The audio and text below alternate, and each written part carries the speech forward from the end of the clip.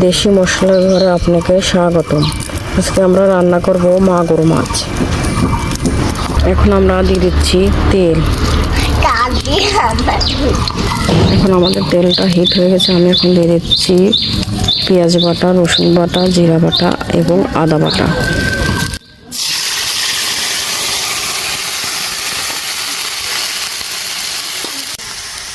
এখন দিয়ে দিচ্ছি লবণ, দিয়ে দিচ্ছি হলুদের গুঁড়া, দিয়ে দিচ্ছি হলুদের গুঁড়া, দিয়ে দিচ্ছি মরিচের গুঁড়া।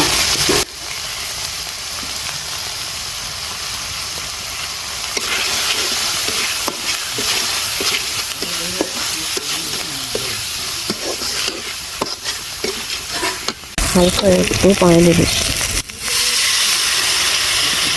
সুন্দর করে কষা নিচ্ছি।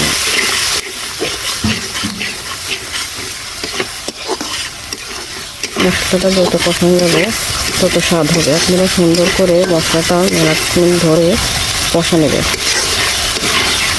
মেলা টাইম ধরে মশলাটা কষা নেবেন।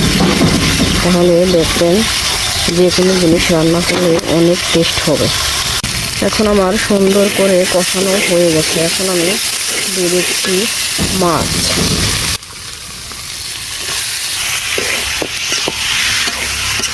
সুন্দরভাবে আপনারা মাছ কষা নেবেন। অনেক সময় মাছটা করার সাথে লাগে যায়, আপনারা হালকা একটু পানি দিয়ে নেবেন। আমি একটু পানি দিয়ে নিচ্ছি, তাহলে পানিটা দিলে আর লাগবে না, মাছটা ভেঙে যাওয়ার ভয় থাকবে না।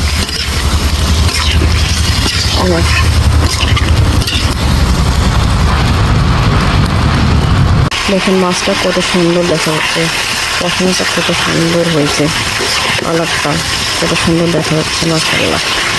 এখন আমার মাছটা কষানো হয়ে গেছে। আপনারা আপনাদের পরিমাণ মতো পানি দিয়ে নেবেন। আমি আমার পরিমাণ মতো পানি দিয়ে নিচ্ছি।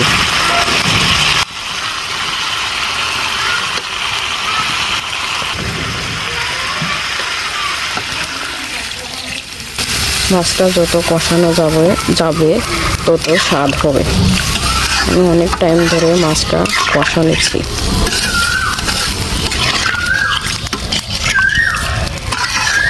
আমাদের নতুন নতুন ভিডিও পেতে একটা লাইক এবং শেয়ার করে আমাদের সাথেই থাকবে।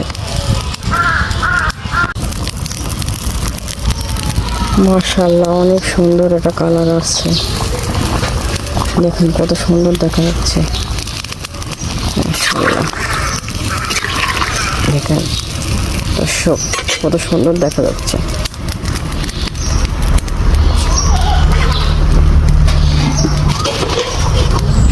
আমি ঢাকনি দিয়ে ঢেকে দেব।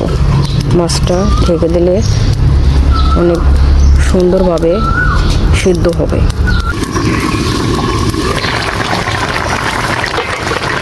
কত সুন্দর, তরকারির ঝোলটা অনেক সুন্দরভাবে ফুটে উঠেছে।